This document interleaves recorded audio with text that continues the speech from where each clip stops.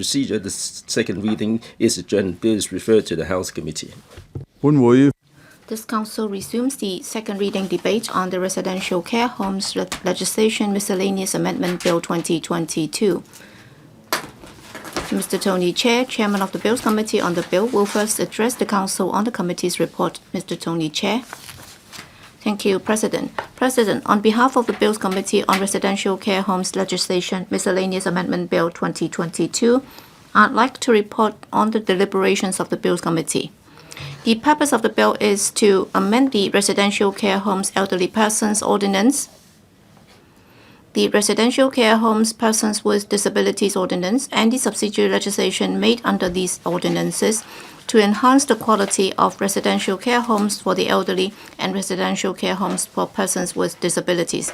The main proposals for legislative amendments include increasing the minimum staffing requirements, increasing the minimum floor space or floor area per resident, enhancing the accountability of operators of residential care homes for the elderly and persons with disabilities, and provide for the registration of home managers and renewal of registration of health workers, etc. In the course of scrutiny, members expressed concerns on a number of issues. Under the bill, a high-level care RCH shall have at least one nurse for every 60 residents or one health worker for every 30 residents for at least 13 hours per day, and within the 13 hours at least 8 hours per day, with one nurse and one health worker on duty.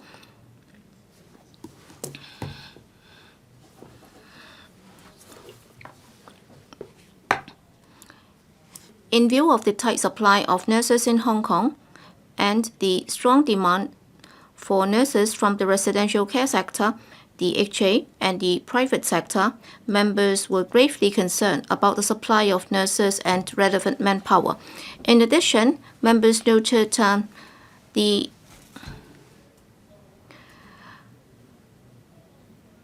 navigation scheme for young persons in care services have been unsatisfactory in terms of the completion rate and employment outcome. The scheme provided for nursing career opportunities for local use, and therefore members were concerned whether there was sufficient time for the homes to prepare for the new staffing requirements under the bill. In view of members' concerns, the administration deferred the effective date of the staffing requirements for nurses and health workers by 2 years to retain staff in the residential care sector and to attract young people to join the profession. Members suggested that there should be promotable positions such as senior, intermediate, and junior health workers. This will provide a path for advancement based on work experience and workplace skills through the attainment of qualifications recognized under the qualification framework. With further training, health workers could take on additional duties related to health or rehabilitation, which would help reduce the burden on the public healthcare system. Members also suggested the establishment of an elderly care academy dedicated to grooming local healthcare talent for the RCH sector. Members were pleased to see that the administration would conduct a comprehensive review of the skills and qualification requirements for staff providing health and rehabilitation services in different types of RCHEs, with a view to improving the career progression path for RCHE staff, and urged the administration to complete the review as soon as possible. Members are also concerned about the operational difficulties and financial sustainabilities of RCHEs, in particular small homes located in remote areas, in meeting the floor area requirements under the bill. In view of the additional costs incurred in upgrading their facilities or the loss of income due to reduction of residential care places, members called on the administration to actively encourage RCHEs to participate in the enhanced workplace scheme and the residential care services voucher scheme, so that private homes meeting the new statutory requirements could have more stable income. In addition, members requested the administration to ensure a smooth transition for these homes to meet the new floor space requirements, including providing technical support to the operators of the homes during the renovation works, assessing the feasibility of cross-district relocation of homes that might need to be temporarily closed due to the upgrades, and making appropriate decanting arrangements for the affected residents. The administration advised that professional advice would be provided to the homes through interviews and site inspections as appropriate, and social workers of the SWD would provide assistance and residential care arrangements to the residents affected by the closure of the homes. On drug management, members suggested that a coordinated, orderly, and effective drug management approach should be established for RCHEs, including the setting up of pharmacies for RCHEs with more than 60 residents, or the provision of centralized dispensing services for RCHEs in the community. Members were pleased to note that the administration had agreed to explore the feasibility of setting up RCHE pharmacies in large RCHEs and had issued a new revised Guide to Drug Management in Residential Care Homes in 2018 to provide clear guidelines on the basic principles, procedures, and quality assurance mechanisms for drug management in RCHEs.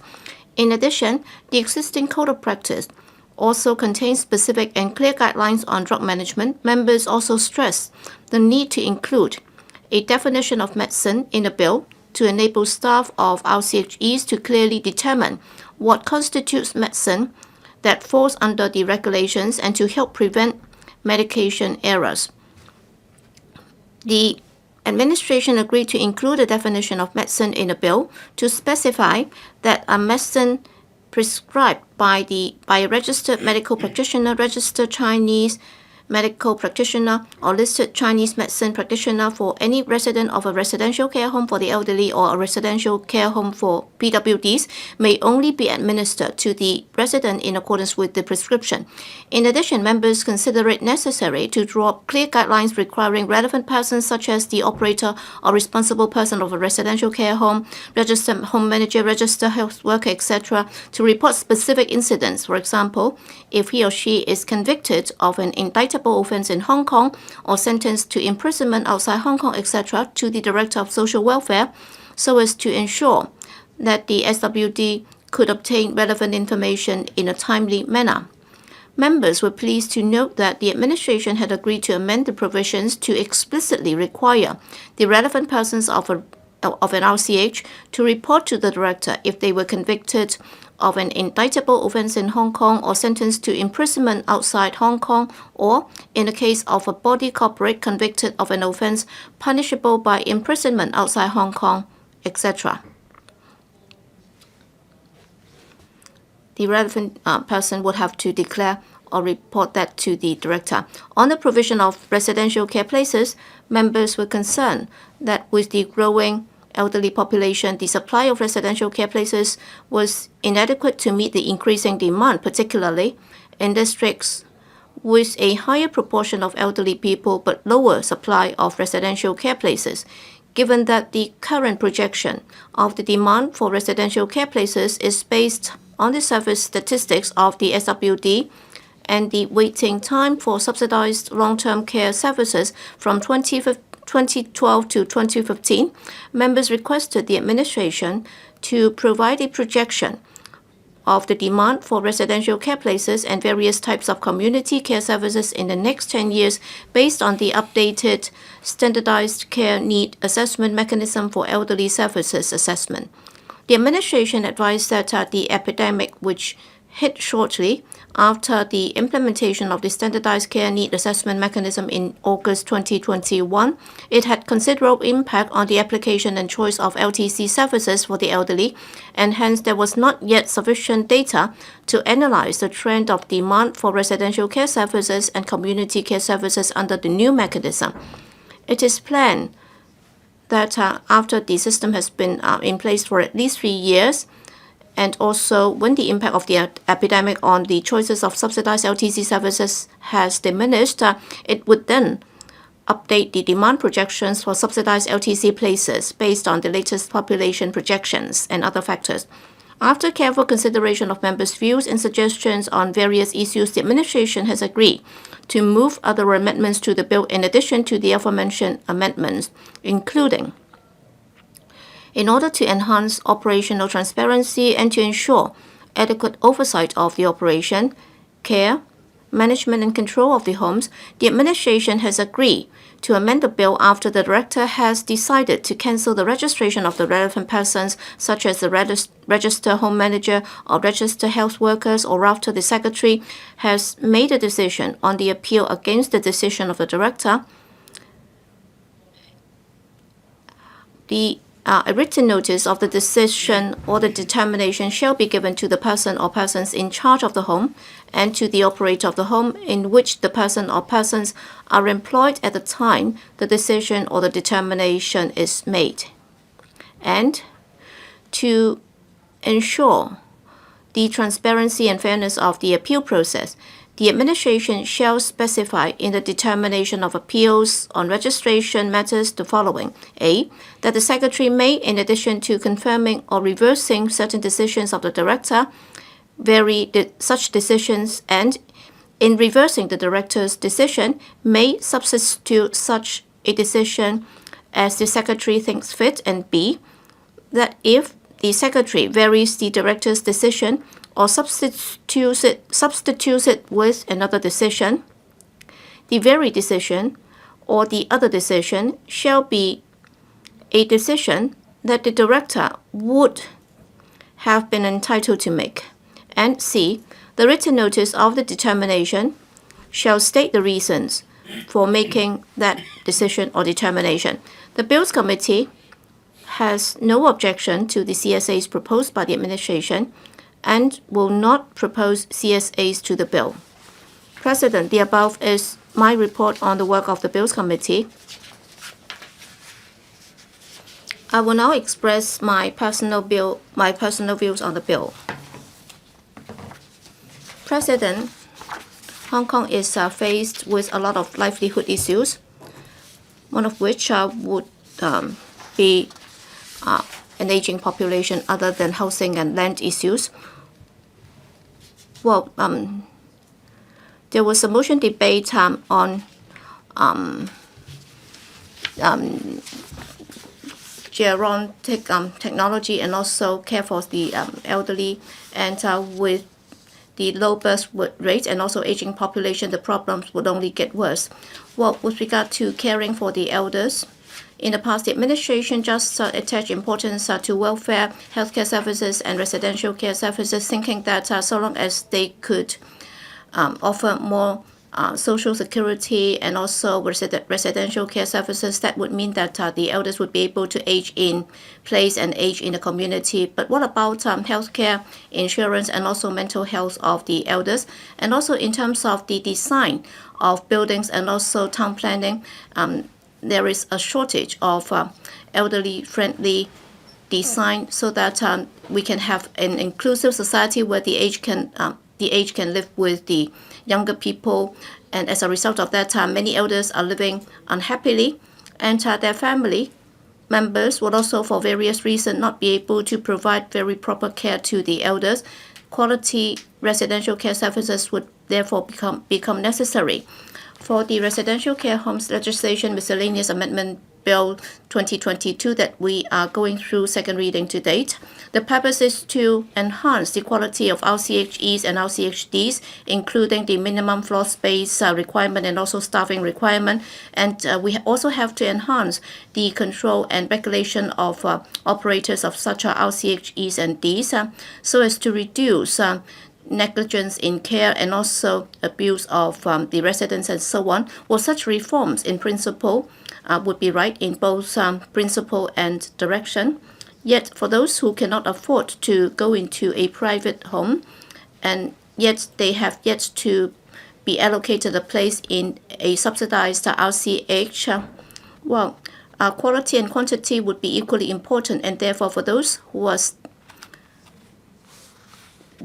for those operators providing services in a private building, they would also like to provide a better home for the elders, and yet they have difficulty in coping with the rental requirement and also finding the right place. So that would go back to the issue that I was referring to, is about our housing and land, because land resources are precious, and therefore the priority would be given to building residential units, shopping centers, office accommodation, and other facilities. And very often, RCH would be given very low priority, and therefore, for those requiring such services, they would have to wait for a long time. Thousands of elders passed away before they could get a place.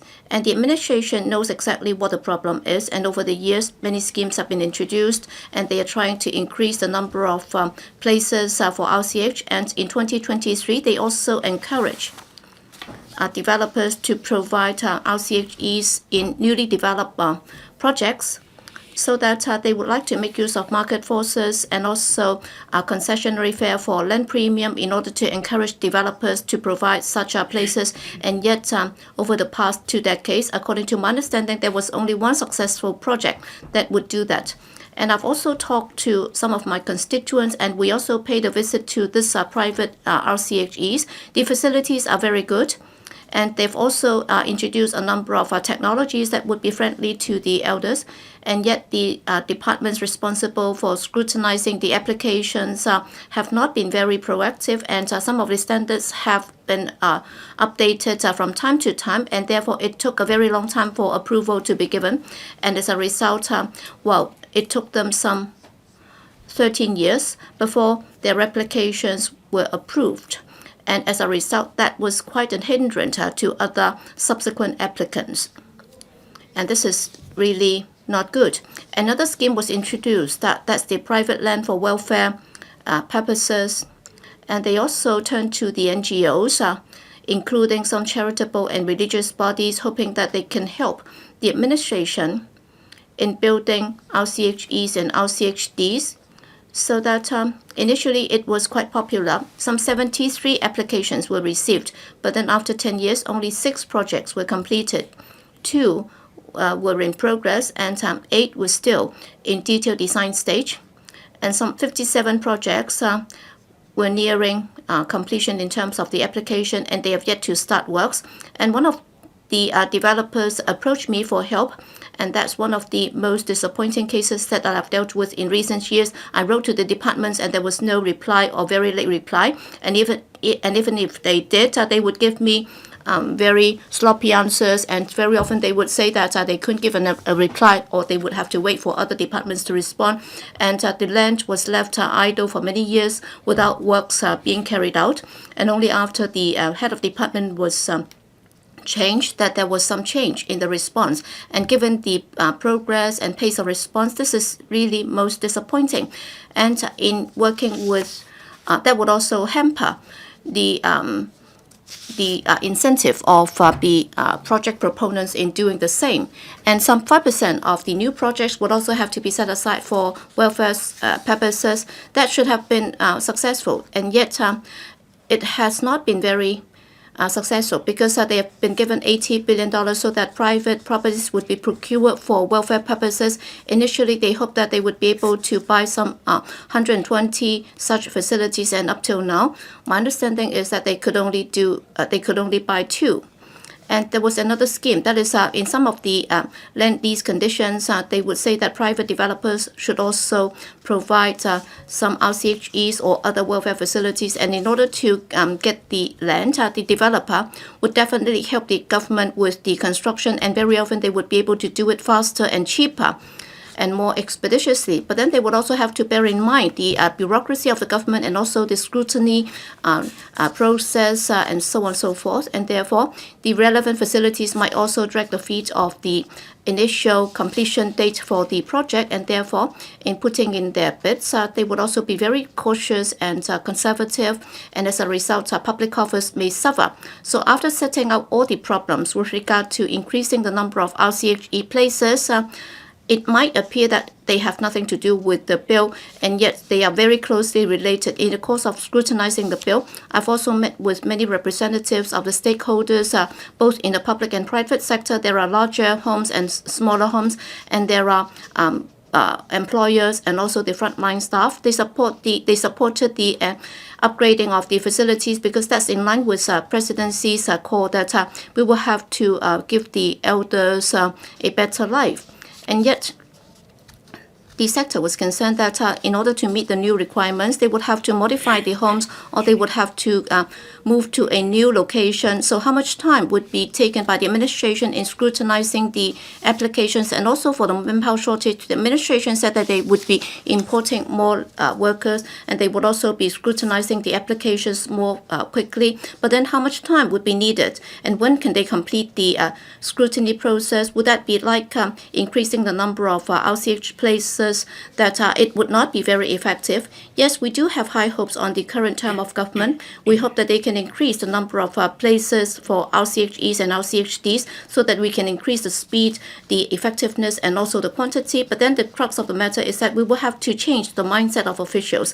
Instead of just being the regulator, we should also become the promoter or advocate, so that a government which is proactive, they would have to work with the community so that for our elders and persons with disabilities would be able to provide a higher quality and adequate services.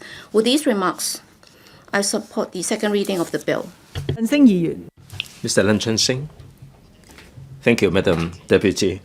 Since 1996, the government introduced the RCH ordinance. This remains unamended for our sins, and this amendment is in response to public aspiration. This is something that we should give the government credit for. This will stand the sector in good stead in the long run.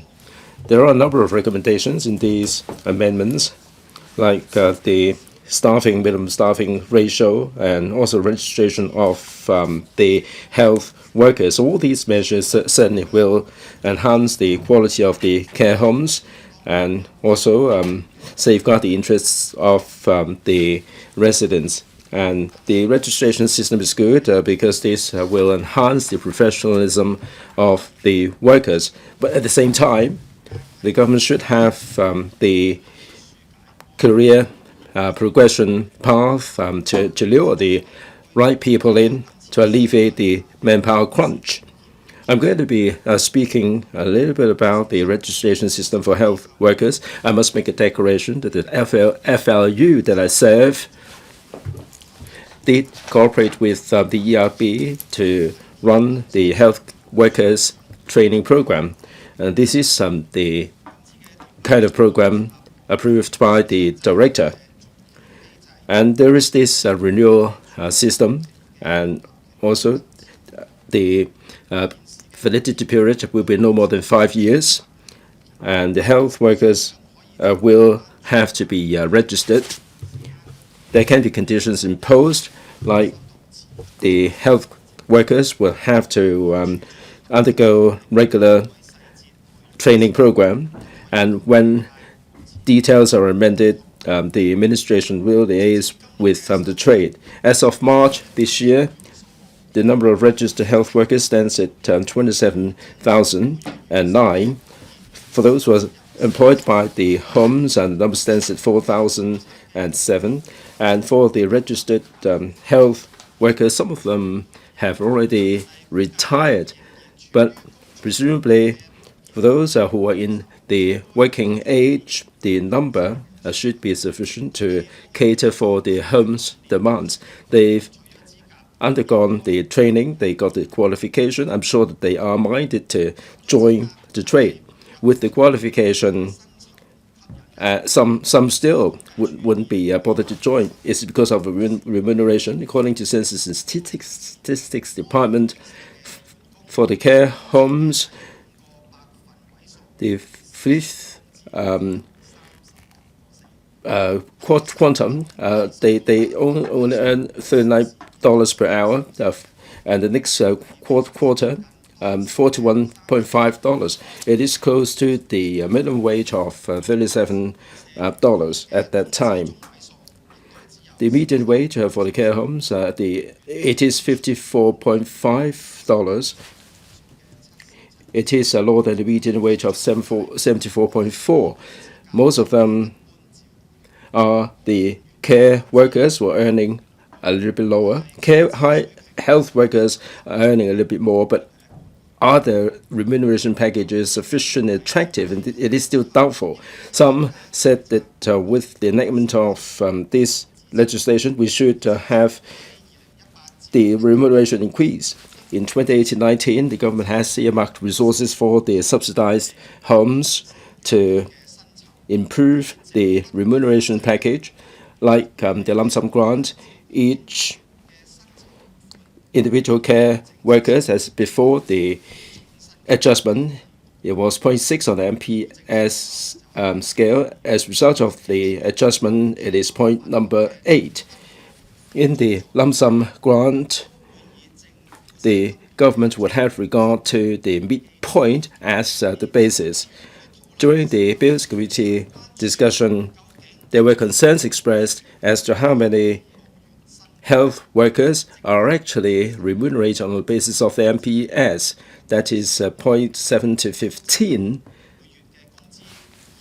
or $20,030 to $31,750.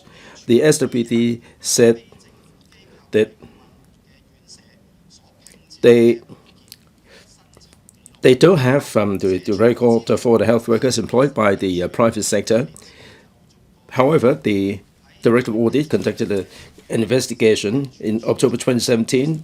In report number 69, the Director said that between 16 and 17, the health workers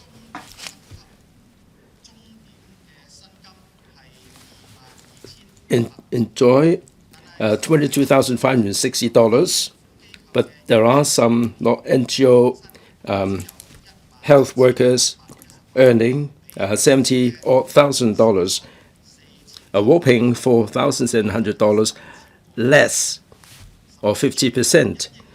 The Director of Audit made the recommendation that for lump sum grant organizations, there should be monitoring of the attrition rate, the turnover rate, and measures should be taken to tackle the high attrition rate.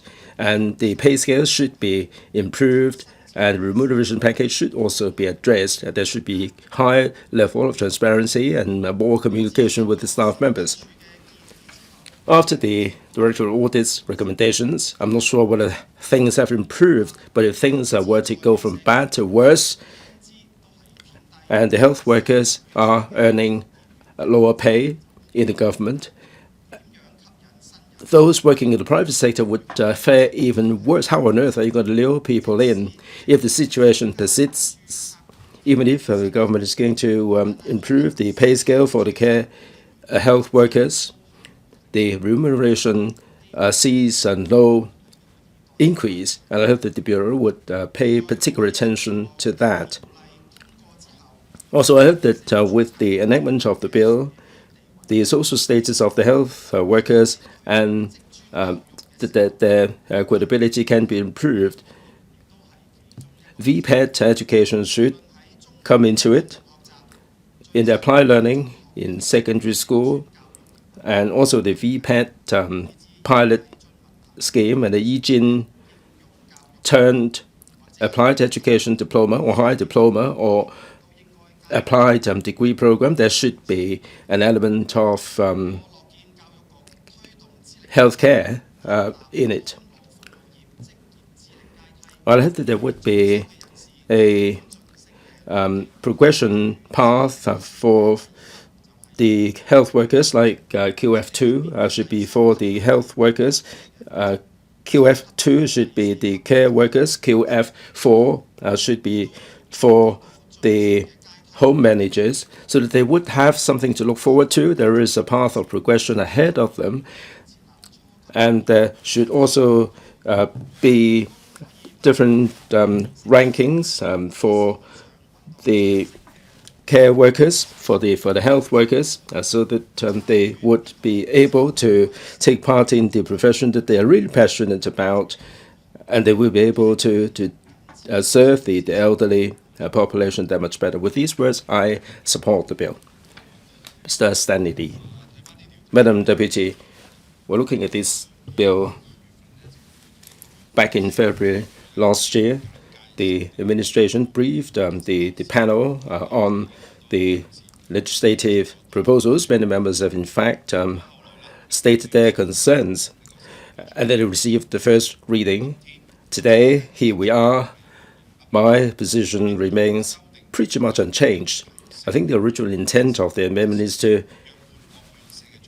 elevate the quality of service so that the old folks will enjoy better quality of service and better living space. But as an electrical member myself, I do have a lot to say on behalf of the public. I think we have to balance the interests of different stakeholders. I must say to the Secretary, I'm grateful to Secretary Soon, in fact, for the sensible and rational debate and discussion with the trade. Later on today, we're going to be receiving the third reading of the bill, and I get the feeling that it's going to be passed for sure. But still, I'd like to state some of the aspirations of the sector for the Secretary, and I hope that you will spare a thought for their plight. First, I am in support of the principle of the bill. I don't think anybody would say anything in opposition, but some are caught wrong-footed. For some small-time businesses, this represents a significant challenge. I'm sure that you have gone round to the homes to see whether they will continue after the enactment of the bill. That some simply cannot, like a home with only 30 beds. With this amendment, they only end up with 20 beds. They cannot cope with the costs and the rent, and eventually they may have to fold, and the residents will have to be shifted to other homes for their livelihood.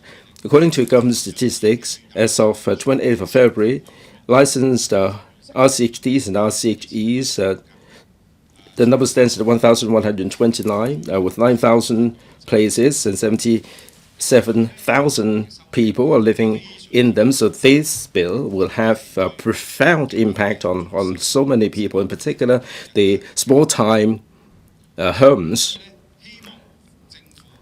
So I hope that the administration would really show some concerns to them. They've been very cooperative. Since the bill was published, they've been making a lot of noises, but they never took to the street. They never kicked up a fuss, never, because they're all in agreement that we have to improve the quality of the services. When you look at the bill itself, the living space will go up from 6.5 to 9.5 square meters. There is an interim of 8 square meters, of course, but for the trade, this interim arrangement doesn't offer any help at all. Like if they have to undergo renovation, they cannot really do this in phases in order to meet the target of 9.5 meters square. If you ask all these homes if they really want to upgrade themselves, they will have to upgrade themselves in such a way that they will be able to hit 9 square meters. They will not be doing this up to 8 first. None of them would do it like this. They have to seek approval from the buildings department and the fire services department, and they will certainly be upgrading up to 9.5 meters square. But how many of them can afford the upgrade and the renovation? And that's another story altogether. That there should be a transitional period. There are some homes that will devote resources to improve the comfort of the homes. I hope that there will be incentives offered to them for these small-time homes. They are crying out for some support. Shouldn't there be some incentives if they can improve themselves, upgrade themselves to 9.5 square meters? Then, like they have to hire the AP, the authorized persons, that there should be some subsidies. They really want to do it quick. If they can achieve 9.5 meters square in 2 years' time, for instance, then you might wish to offer them some subsidies in assistance and try to meet some of the outlays that they have to meet if they are cooperative enough. Second, according to the trade, during the upgrade, they have to renew their license, and they are very concerned about it. Day before yesterday, together with Dr. Tick, we sat down with the DSW. It is said that the FSD and the BD are working in conjunction with the SWD. They are very concerned that during the upgrade, the different departments will be coming down for the inspections. And previously, SWD, the FSD, and the BD will be making their rounds at different times. And so they are wondering whether they can be conducting the inspection in a joint manner in order not to disrupt their operation. Also, staffing manpower, staffing ratio, they understand that there is the 13-hour requirement, and the administration has put forward a scheme for implementation. Some health workers, according to the trade, are not really working up to scratch, and they need to be sacked. But tomorrow, when the SWD turns up for their round, they will question why they have one health worker less, and they will not fulfill the licensing requirement. They do not fulfill the head count. So many of the staff members have multiple roles. They can be the operators, they can be the health workers themselves in order to fulfill the licensing requirements. So is there any possibility for them to report to you the head count, like they sack a health worker, and on such and such a day, someone will come in to supplement 01. I think there is a lack of mechanism there, and I hope that the administration will consider that. Furthermore, as regards the consultation on the policies, the small-time homes should be listened to more. Back in 2016, the government set up a working group that the small-time homes didn't receive any invitation. They weren't roped in to state their positions. I hope that in future, should there be any further consultation, or should a consultative mechanism be set up, I hope that these small-time operators should be roped in as much as possible. Now, this amendment would have significant and profound impact on the small-time homes, and they're gritting the teeth, trying to cope. Just like the game, the wind blow game. Just like a gust of wind will blow away those who can even afford the upgrade. I hope that the administration will take some measures to help the trade for them to create better environment for the business. Mr. Chow Siu-Tung. Madam Deputy. Well, on the 17th of June, when the Bills Committee on Residential Care Homes Legislation Miscellaneous Amendments Bill had its first meeting, it's been more than 6 months now, and with the leadership of Mr. Tony Chair as chairman of the Bills Committee, we've been scrutinizing the bills for a long time, and now we have the second reading debate, and I support its passage. The bill would enhance the manpower ratio and also the service hours and the floor area per resident and so on. So I support these amendments. As I said, with an aging population,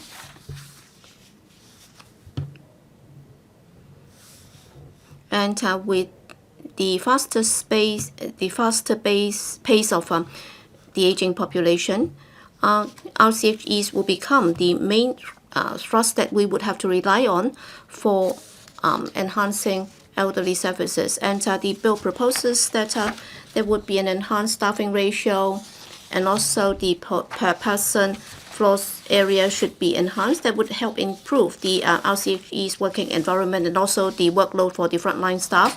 That would also be beneficial in attracting more people to join the profession. And yet the administration has not stepped up training for local workers training, and they have not done enough to increase the supply of manpower for the profession.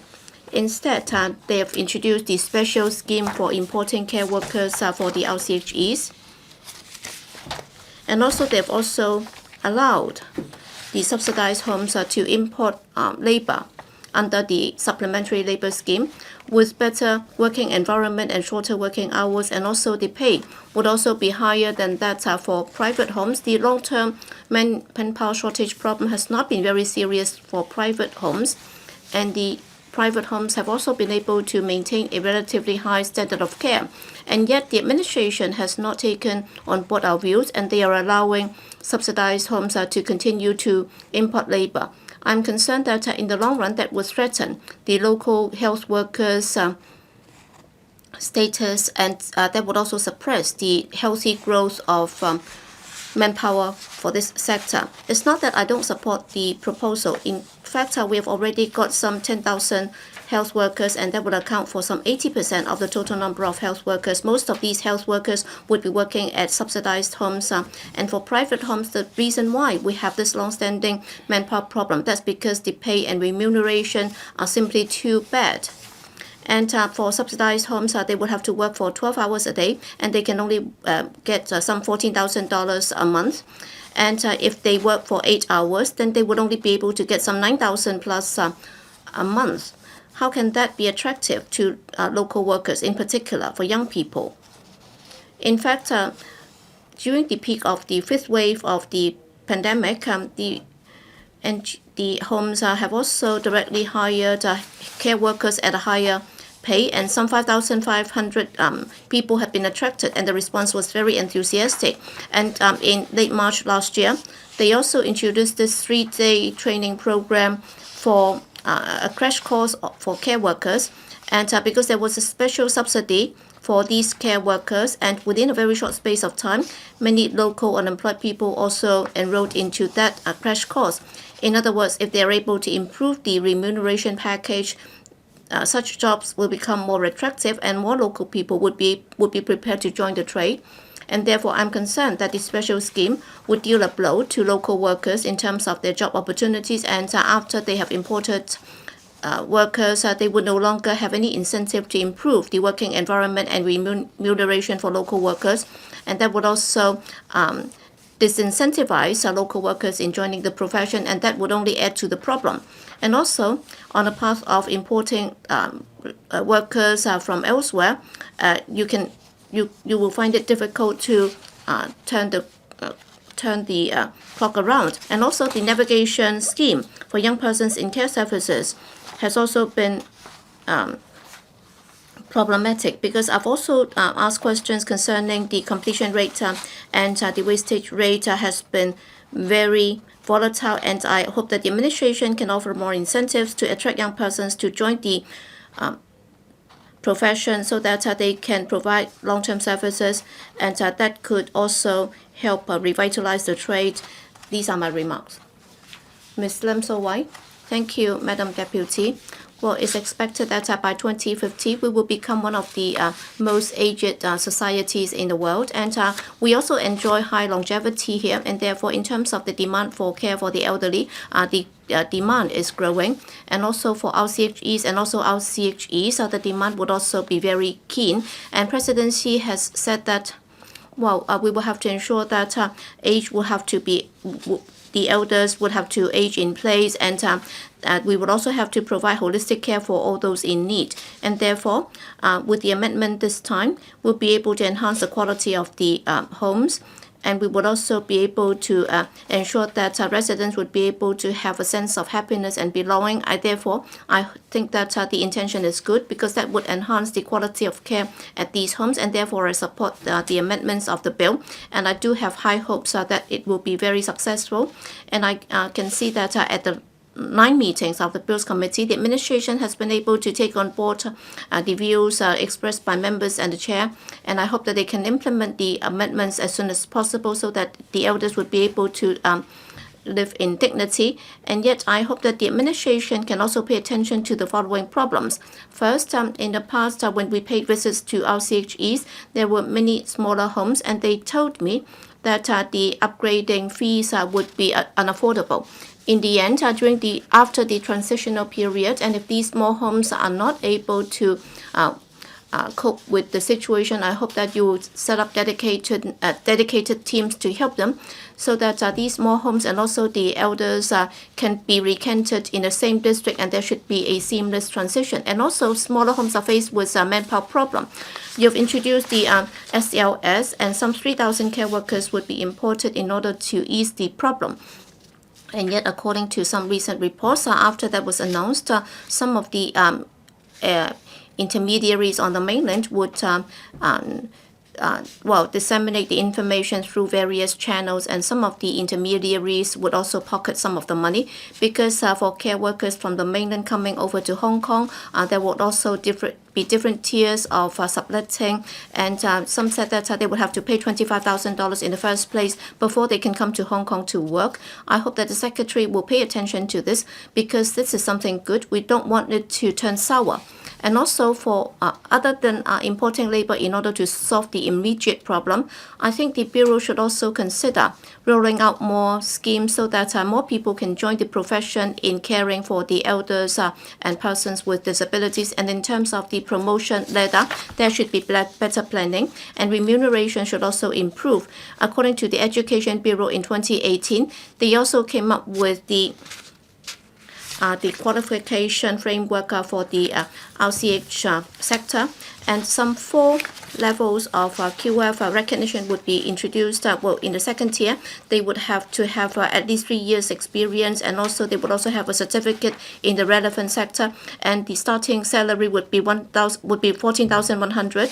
And also, for those with more experience, they would have a diploma in that regard, and they would be getting some $20,450 to some $32,540 a month, and those with 6 years experience and with training certificates, either sub-degree in nursing and so on, they would be able to get some $30,000 to $60,000 a month. And those with more than 7 years experience, they would be able to get the top tier, and they can also be home manager of the RCHEs. So when compared to the other welfare agencies, the nursing sector with a QF5 recognition, then during the first 3 tiers, the pay would be very similar, but then starting from QF4, they would have to complete the nursing schools or nursing academies 2-year program, and also they would also have to pass the nursing council's enrolled nurse certificate, and the pay would be between $20,450 to $43,610, and then for tier 5, they would have to have the 3-year degree program. They have to be registered nurse, and then their pay will be between $32,545 and $52,270, and they would also have to be checked on their management skills and so on. They can also become senior health workers, and also chief nurse and so on. So we are actually scrambling for talents, and therefore in terms of the promotion ladder, we will have to proactively review that, so that in the welfare sector, we will have to have a specific progression pathway for young people and those who intend to join the profession to provide community care to the elders. And therefore, adjusting the entry pay for care workers, so that for health workers and nurses, they would also have to align their pay with the relevant demand. And we would also have to have a dedicated progression pathway and also positions for RCHE health workers, so that whether they are middle-aged or homemaker women, they would also find a chance. And in terms of Geron technology, well, in the welfare sector, we do have shortage of young people, and therefore, if we can introduce more Geron technology, then that would also help improve the quality of life for the elderly residents, and that would also help ease the burden on the demand for manpower, and that would also ease the burden on the homes. Well, our tradition is that we will have to practice filial piety, and we would have to respect the old. And therefore, on the one hand, President Xi has been advocating that we would have to ensure that the elders will be able to age in place and age in a community. They should live happily in their retirement life, and therefore I support the second reading. Thank you. Dr. Tik Chi Yuen. Thank you, Madam Deputy.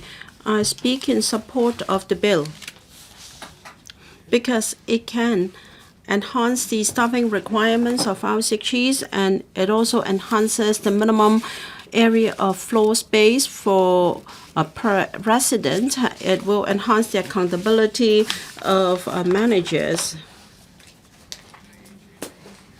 In dealing with the bill, the government has changed its attitude from one of being rather passive to active.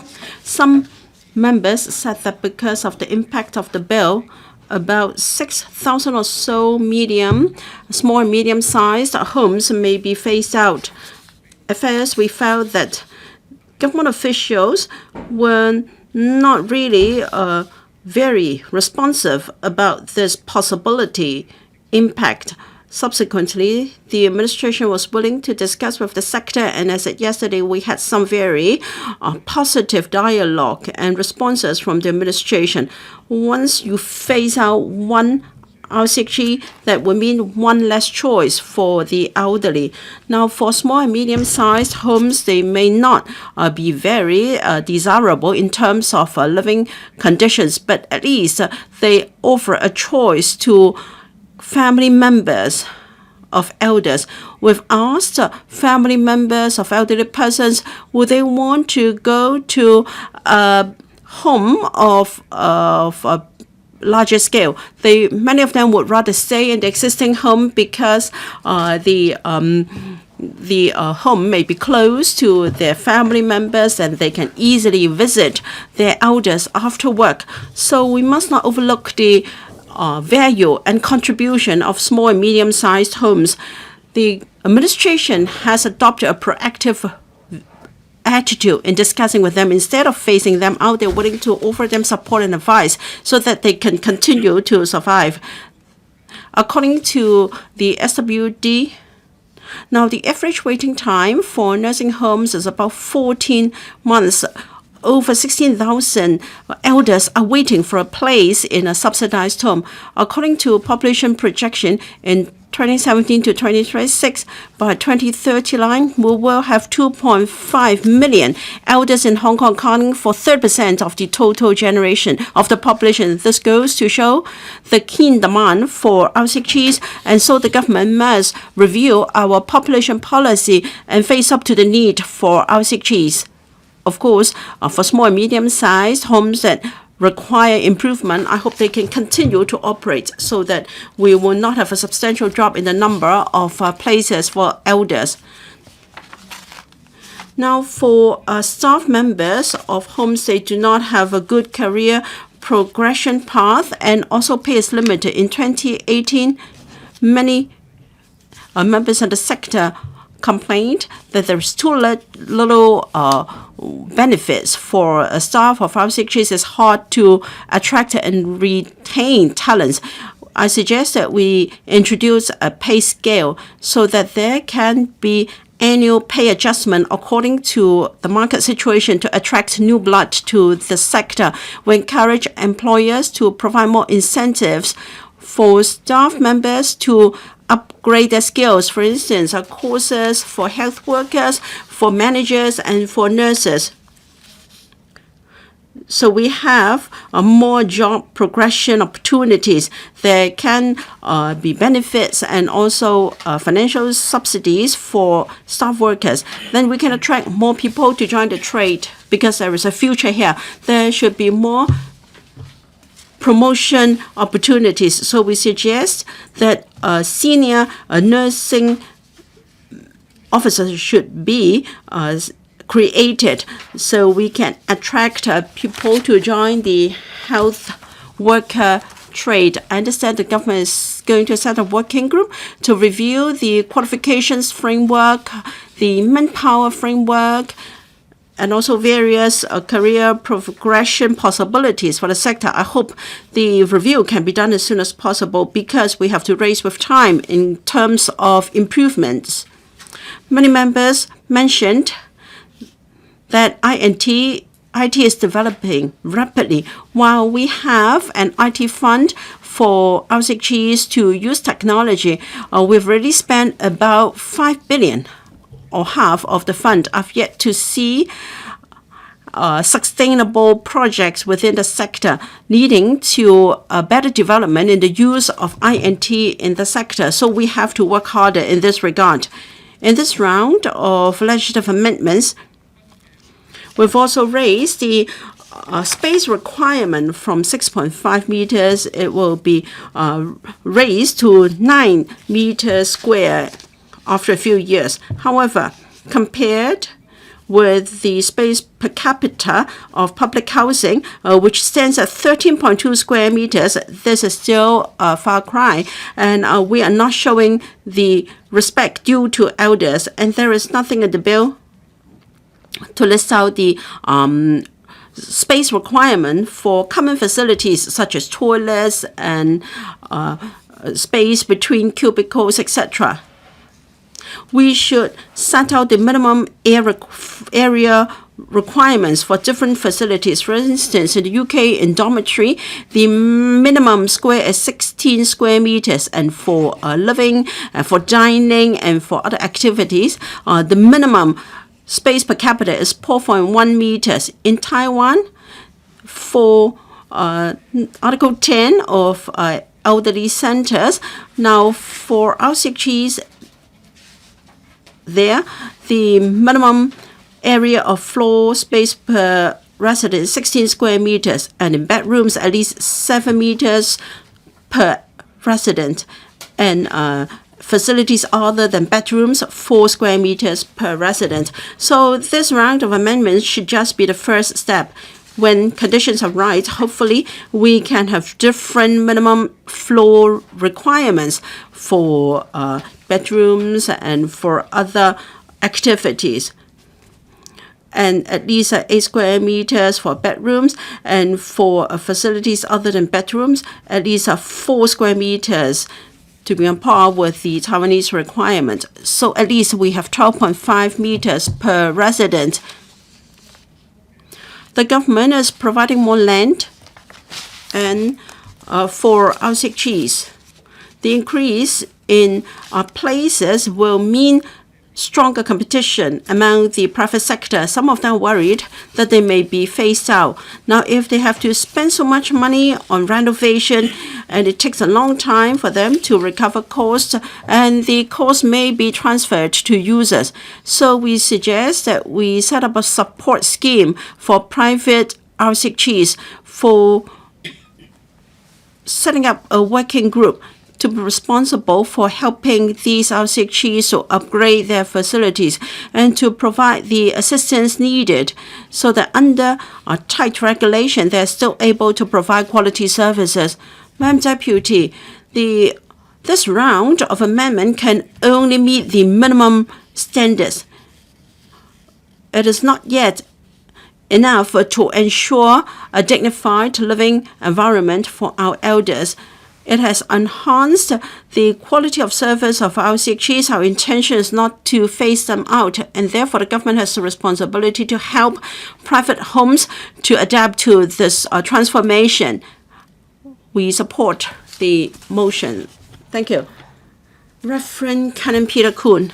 Madam Deputy, I speak in support of the Residential Care Homes Legislation Miscellaneous Amendment Bill 2022 to improve the environment and quality of service of RCGs. I believe that this is an important step forward. I'd like to take this opportunity to thank the Labour and Welfare Bureau and all government departments for their very positive attitude. The current legislation was enacted in 1995 and has been more than 20 years before it is reviewed. We look forward to early commencement of the bill so that standards can be improved to catch up with the times. Recently, we have seen cases of elderly abuse and negligence of care,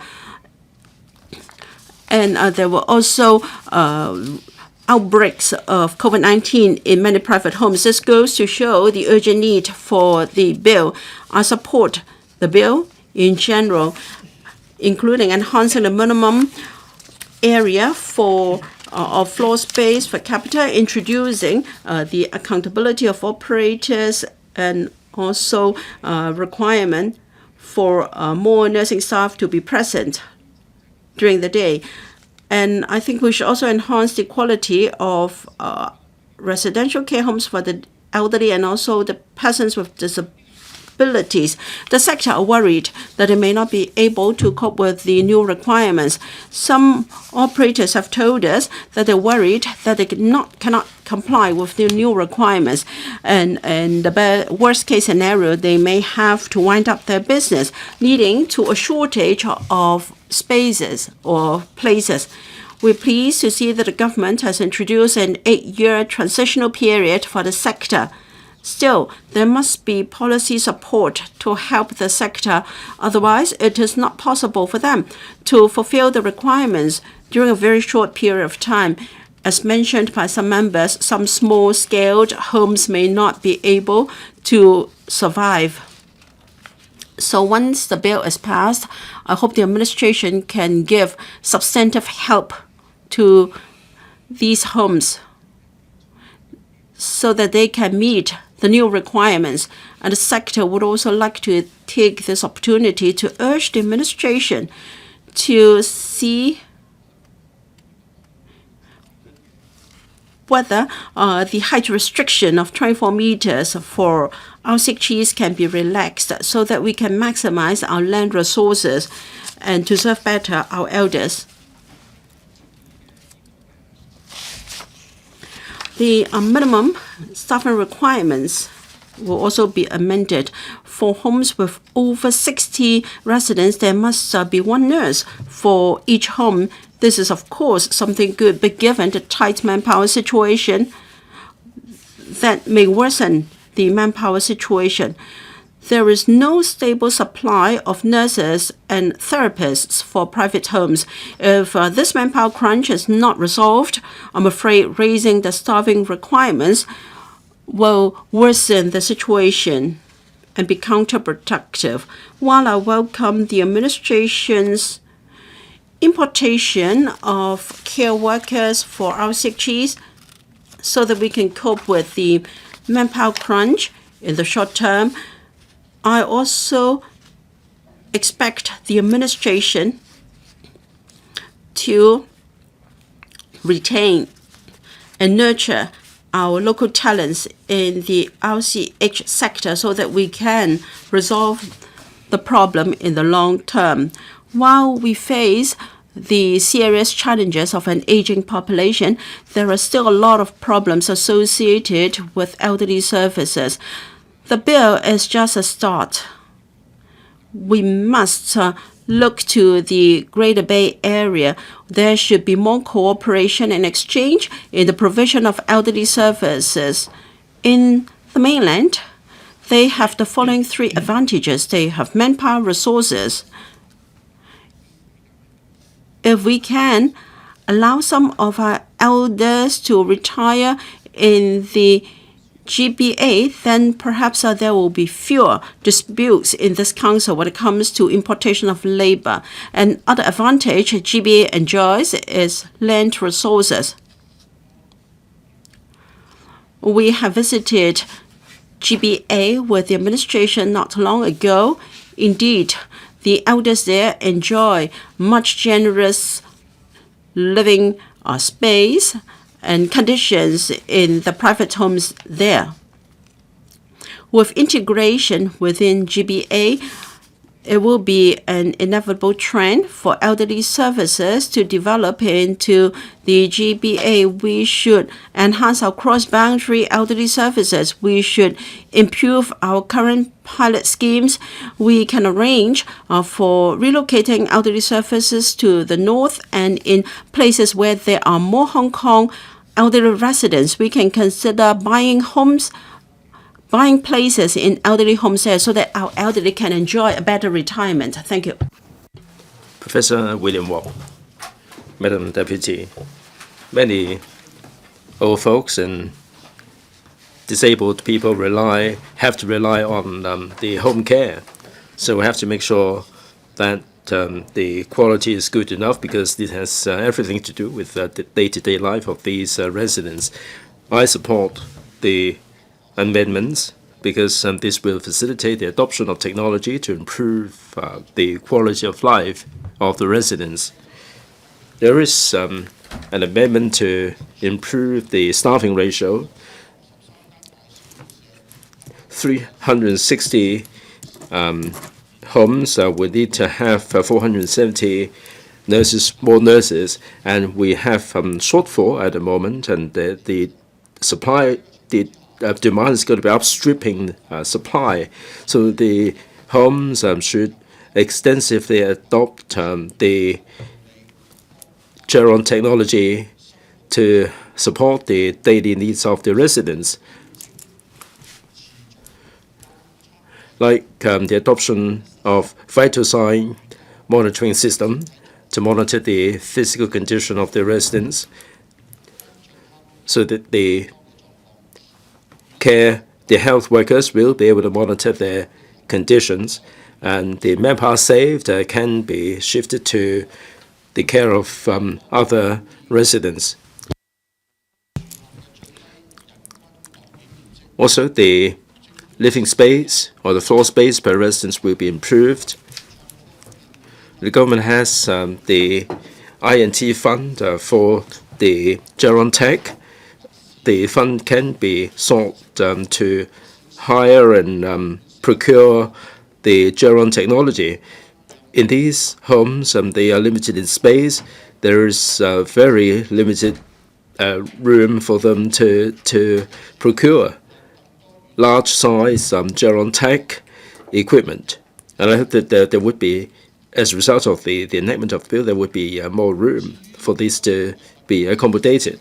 As to the amendments regarding the medication management, other than exploring the possibility of setting up a pharmacy in the care homes, the government should also have regard to the guidelines on drug management in RCHs. Technology should, again, be adopted to reduce the possibility of dispensing the wrong drugs. So in terms of the above three areas, the adoption of technology will improve the quality of life of the residents. It will also ease the manpower shortage. This will also be good for everyone all around. The government should offer training courses, and the government should really promote the upgrading of the healthcare sector by adopting technology, and this will lure more new blood into the trade. Finally, the government should harness the INT fund for Geron Tech to promote and develop more Geron Tech equipment in order not to rely solely on the imported products. We should also harness our advantages in the GBA. There can be designs originating from Hong Kong for production, for manufacturing in the mainland, so that we can have high-quality, inexpensive Geron Tech equipment to meet the needs of the residents in these care homes. With these words, I support the amendment. I support the bill and the amendments. Mr. Lai Tong Kwok. Madam Deputy, the Residential Care Homes Legislation Miscellaneous Amendment Bill 2022, the Bills Committee had 9 meetings. We spent a whole year scrutinizing the bill. It goes to show that the Bills Committee attaches great importance to the deliberation with the administration, and we had a written branch review of the care homes, and now it's like an ailing patient after this operation. Will the patient be able to recover fully? It still remains to be seen. Now, there are suggestions that the number of health workers and nurses will be increased as a result of the amendment, but the key thing is there is a shortage of manpower. The last thing we want to see is, as a result of the amendment to the ordinance, the care homes will, if anything, be in contravention of law because they cannot hire the right number of people. The government may be increasing the number of trainees, but the number is not really sufficient. It has not taken into account the wastage and also the competition arising from other institutions that are in dire need of nurses. The same can be said about the health workers. So for the health workers, the government should have the progression ladder. We should have senior health workers position. Some of the care work undertaken by nurses can be delegated to the senior health workers. That way, we can reduce the number of nurses, and the experienced health workers would enjoy the opportunities for promotion, and the vacancies arising can be filled by other health workers. The government has undertaken to conduct a review. I look forward to a reply from the Secretary regarding the result of the review and whether they or how fast they will be able to go. And also for the small-time homes, we should help them to upgrade themselves. We have received representation that these homes are experiencing tremendous difficulties. Many of the residents, because of the closure of some of the small-time homes, will have to be relocated, and there will be the adaptation problems on their part. The administration is aware of the problem and has undertaken to render assistance, but I haven't seen any assistance being offered. It seems that is more talk than real action on the part of the administration. I suggested at one point that interest-free loans be offered to these homes to upgrade themselves, but the government seems to be non-committal about this proposal. Madam Deputy, the administration has to face up to these issues. They cannot really prevaricate. At a time when we cannot provide enough home places, these small-time care homes have filled the gap and provided the necessary number of places, and they have made tremendous contributions. And I don't really want to see the government to ignore their contribution. Also, for the senior citizens, there are problems with medical consultation, and they have to wait for the doctors to make their rounds. And sometimes the senior citizens cannot wait because of the urgency, and they would just call 999 for the residents to be sent to the A&E departments. And they would have to wait an awful long time at the A&E, and they would have to be accompanied, and the A&E would be overburdened as a result. And I hope that the Secretary will be liaising with the Secretary for Health to reference the telemedicine experience during COVID and introduce or enhance the telemedicine services for the residents. The Bills Committee has done a lot and made a lot of recommendations. Like in the bill, there is the word medicine, and there is no definition for that. It would be easy for the workers to be in breach of the law. And also, when it comes to an appeal, can the appeal representation be made in writing or verbally? And what are the detailed arrangements? We have made a lot of recommendations. I'm grateful to the officials for attentive listening, and they have made suitable amendments as a result.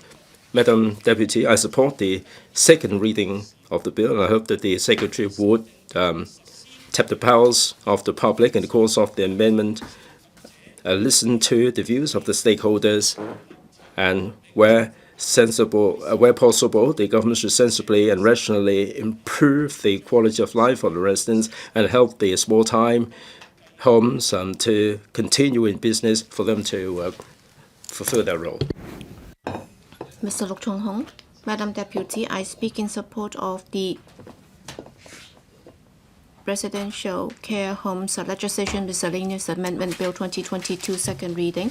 While for the elderly residents of these homes, they would need special care. For example, for those with chronic illnesses, they will have to stay in these RCHEs. And as to how we can ensure that they can have a better living environment so that the aged can age in place, and then they can live in dignity in their sunset days. Well, with the amendment to the bill, that's the bottom line. And that's what we call the bottom line for these RCHEs. And for those that is the cheapest, they would be the private homes. So there would be enhanced requirement with regard to their per person or per residence floor space, and also staffing and so on. So their floor area will have to be enhanced, and their manpower would also be subject to regulation. I am in favor of that. But then there are two main problems. One is manpower. Next is about the land requirement. And then for private RCHEs, the job types would attract very low pay, about 14,000 a month, and they would have to work for 12 hours a day. And given that kind of working condition, because taking care of the elders would mean that they would have to do some dirty jobs like taking care of their excretion and so on. That's because in the past we have been over-reliant on the supplementary labor scheme. We are not really against that scheme, because in the past we also had a very stringent regulatory regime, and the LAB, the Labor Advisory Board, would also be the gatekeeper. I hope that the administration will continue to make use of the LAB as the gatekeeper to monitor the implementation of the scheme, because despite the fact that we have the gatekeeper for foreign workers in the form of care workers, the number has been growing, and as a result of that, the pay for local workers at private homes has remained low, and therefore it's not very attractive to local workers. And in some cases, I'm not saying that many of them would have this situation, because there have been unscrupulous employers. They've been exploiting the workers, because in this morning's oral question, they have been deducting wages, and there would also be commissions, and they would even have their debit cards withheld. And when they work overtime, they would be paid less than the minimum wage. And this is from the one-way bao. And then they would have to work overtime, and they would have to work long hours, and health workers or carers would also have to work like health workers, or even take up the duties of nurses. So you would have to do a better monitoring job when it comes to these private homes, because we're talking about human lives, and we hope that wherever the elders are living, they will have to be safe and taken good care of. And if you rely on foreign workers in the long run, that's not good. And how can we attract more young people to join the profession? The administration needs to set standards. For example, whatever importation scheme you might have, you will have to first increase the wages and also the working hours.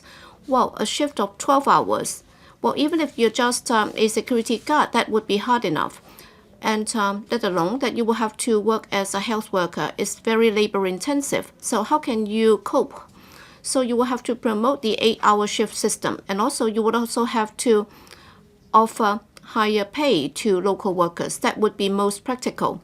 And also, I agree with many of my colleagues, so that you have carers, and then you have health workers, and then you can have senior health workers or intermediate health workers, so that there would be progression ladder, and their wages can also be increased correspondingly. And also, what's more important is that in the course of training, you would have to encourage employers to offer them paid leave for training and so on, because it's been very hard that they have to work a 6-day week, and if they have to get further training on top of that, that would be even harder, and therefore you will have to give them more incentive to undergo training. And another issue is land.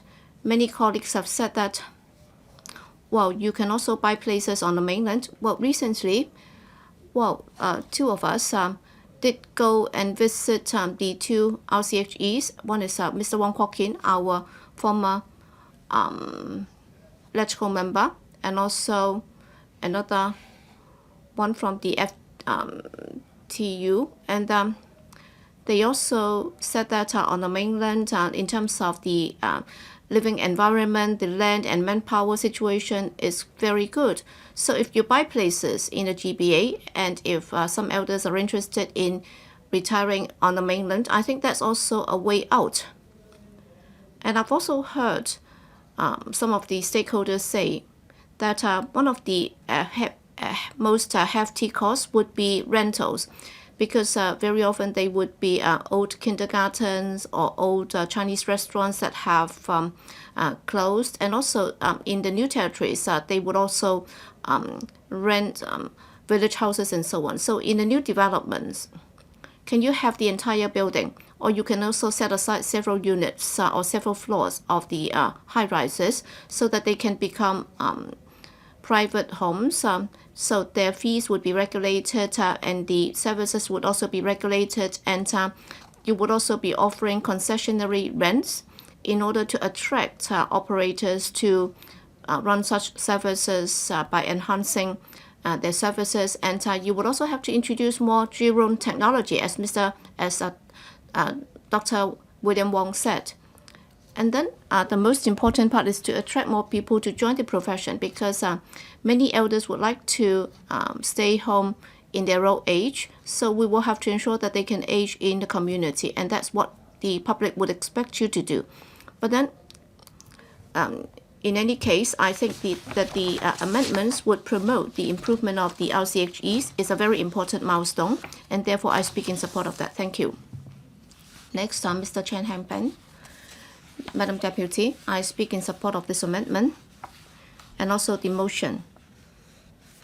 The bill, initially when we started the scrutiny, the sector responded very serious. Well, they also had very strong repercussions, because in terms of the floor space requirement and the staffing requirement, and also the requirement for one nurse and one health worker and so on, many of them would find it difficult to cope. And they also said that it would be very costly to meet the regulations. Well, for the smaller homes, yes, it would be more cozy, yet they would find it more difficult to cope. Yes, the floor space will be more generous, and the manning ratio would go up, and that would be one scale up. And therefore, I would welcome these amendments, and I support them. But then, throughout the process of scrutiny, I was mainly concerned about manpower training, because in the RCH sector, they've been telling us that they'd like to have this elderly services academy set up as soon as possible. Because even for imported workers, well, they would only get training once they start work at the RCHEs. But then if we can have an elderly care academy that can provide more systematic training, to the trainees, the quality of service will definitely improve. And that would also help attract more people to join the profession. In particular, once you can have an academy for such training, you would also find it easier to keep the standards of service. I understand that the administration would be identifying a site in Kowloon as well as Kwun Tong for such purposes. The sector would like to see a larger academy so that they would no longer suffer in terms of the manpower supply gap. And you would also have to attract new blood. It's been very difficult. So other than importing workers, under the current situation, they are finding it hard to attract people to join the profession. The main reason is that there's not a lot of upward promotion opportunities, and there is also no corresponding QF. For example, I can be a carer, and then I can be promoted to become a health worker. What about further promotion? Can there be a special registration system like the nurse system? If there can be a more clear-cut progression pathway, that would be more attractive. And also, I'm more concerned about the space per home. I understand that in the policy address in private development project, if they can construct an RCHE as well, then they could also get some premium free plot ratio. And there would also be further exemption when it comes to land premium. I hope that that could also help increase the number of places, in particular quality homes.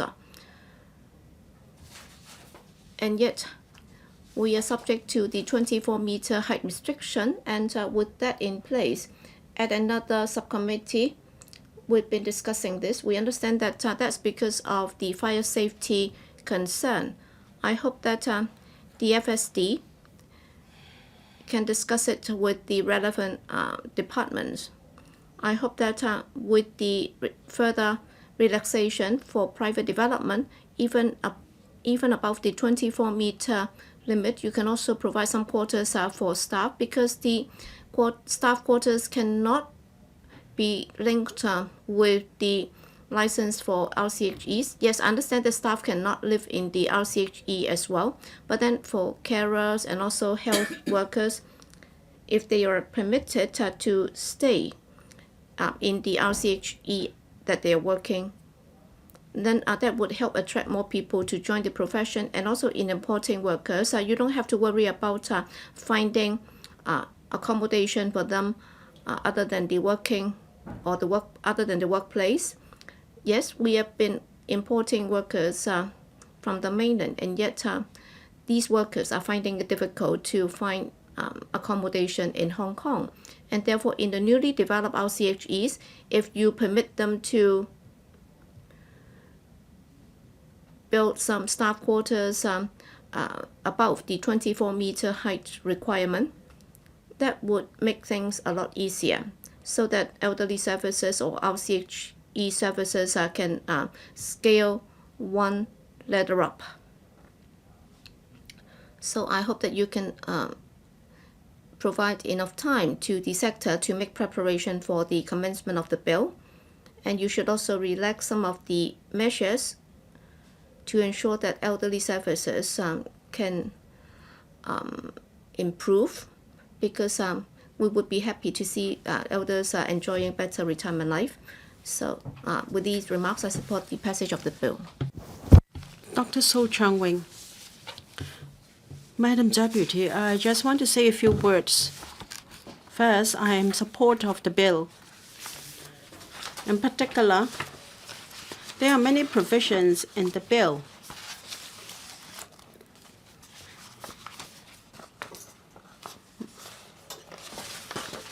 adding the concept of home managers and operators accountability.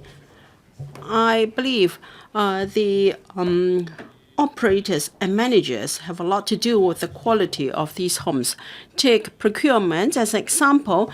It will impact on the operation and cost of these homes. In Hong Kong, land is expensive and so is labor.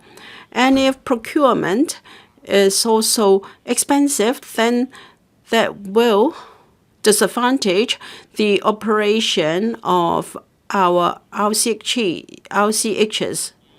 Let me quote an example. Mr. Xun, the secretary, saw for himself when we visited an RCHE in Guangzhou. I think there was a machine there for correction of the spine. It was made in the mainland. It cost $30,000. And an NGO manager present said that it cost them more than $1 million to buy a similar machine. That's according to what I heard at the visit. Of course, that was just an example, but it goes to show that many of the facilities and equipment being used in care homes. Now, there was once a motion in this council on the application of technology in RCHs. RCHs will use new technology and equipment. For sure, the mainland is more advanced than us in the application of such. They have the advantage of being able to buy such machine at lower cost. The procurement of care homes should not just focus on machine manufactured overseas. They should not blindly believe that overseas are more advanced than the mainland. And they may say that specifications of machine procured in the mainland may not suit our needs. I'm of the view that there should be more guidelines for procurement so that we can lower the cost of care homes. So I talked about the accountability of operators. I think such amendments are most reasonable. Dr. David Lam. Thank you, Madam Deputy. I speak in support of the bill. To simplify things, I'd like to say that in the long term, we should not just consider RCHs. We also want our elderly to age in place. So after this round of amendment, I hope we can have more elderly daycare centers so that our elders don't necessarily have to live in care homes. For development of elderly services, we must have wider application of technology. This is an inevitable trend. We can lower the demand for labor and lower the chance of injuries to our workers. We can use technology to have more accurate monitoring of the vital signs and for prediction of the health trend of our residents. Secondly, systematic management of medicine. We understand that for elders living in care homes, they may be taking anything up to 10 types of medication. If we just rely on staff of RCHs to dispense or to distribute medicine, then there are risks. I hope there can be collaboration with community pharmacists so that the administration of medicine can be more accurate, and then there will be low risk of error. Of course, technology can enhance efficiency, and better administration of medicine can lower the risk of hospitalization of our elderly residents. And we must enhance the professional development of health workers and care workers, and there should be a career progression ladder for them. That's all I want to say. Thank you. Does any other member wish to speak? If not, I now call upon the Secretary for Labour and Welfare to reply. Then the debate will come to a close. Secretary. Madam Deputy, the Residential Care Homes Legislation Miscellaneous Amendment Bill 2022 resumes its second reading today. I'm most grateful to Mr. Tony Tse, Chairman and members of the Bills Committee and the Secretariat for their hard work to enable the smooth deliberation of the bill. I also wish to thank 19 members who have spoken on this topic. 9 of them are members of the Bills Committee. They have given us views in the debate and their support for the bill. The government attaches great importance to the service quality of RCHs and RCHDs. We're committed to enhancing the supervision and service standards of such. In response to the public call for enhancing regulation and quality of RCHs, the Working Group on the Review of Ordinances and Codes of Practice of RCHs, chaired by the then Director of Social Welfare, was set up in June 2019. The membership includes incumbent legislators back then, representatives from NGOs and private operators of RCHs, the Elderly Commission and the Rehabilitation Advisory Committee, the academia, users, carers, independent persons, as well as the Hong Kong Council of Social Services and the Labour and Welfare Bureau. The working group held 90 meetings to discuss issues of concern to stakeholders. On the one hand, the working group hoped to enhance the overall quality of RCHs through legislative amendments. On the other hand, the working group also considered the feasibility of their recommendations. Having duly considered the views of different sectors, the working group put forward pragmatic recommendations on the operation of RCHs covering staffing, area of floor space per resident, accountability of operators, registration system for home operators and health workers, provision of care services, and penalties. The government then presented the bill to the Council in May 2022 because many of the recommendations had to be supported by legislation. The bill amends the Residential Care Homes Elderly Persons Ordinance CAP 459 and the Residential Care Persons with Disabilities Ordinance CAP 613 and their subsidiary legislation. The amendments include 8 areas. First, strengthening the accountability of RCH operators. Second, enhancing the minimum staff requirements. 3, enhancing the minimum area of floor space per resident. And fourthly, introducing a registration system for home managers. 5th, improving the registration system for health workers. 6, enhancing the regulation of medicine and use of restraints. 6, protection of residents' dignity and privacy, raising penalties for certain offences, and lastly, repealing the certificate of exemption regime for RCHs. In general, stakeholders endorse the need to enhance the quality of RCHs to provide quality options for the elderly and persons with disabilities. The recommendation was generally supported with regard to raising the minimum area of floor space per resident and staffing requirements. While the proposals are generally supported, stakeholders have different views on the implementation timetable and details. The government appreciates the sector's concern about new staffing requirements proposed in the bill. Therefore, apart from moving a CSA to defer the commencement date for the new staffing requirements for health workers and nurses by 2 years to allow the sector sufficient time to recruit more manpower, the SWD will soon introduce a number of measures to strengthen manpower training and supply.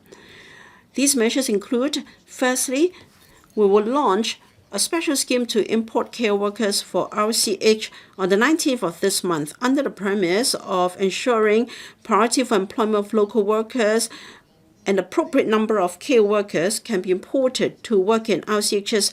We will relax the ratio of local and imported care workers and streamline application procedures. Secondly, we plan to conduct a manpower review of healthcare workers in the latter half of the year to review the skills and qualifications required of RCHs and RCHDs staff who provide health and rehabilitation services in order to build a qualification framework and career progression path for RCH staff.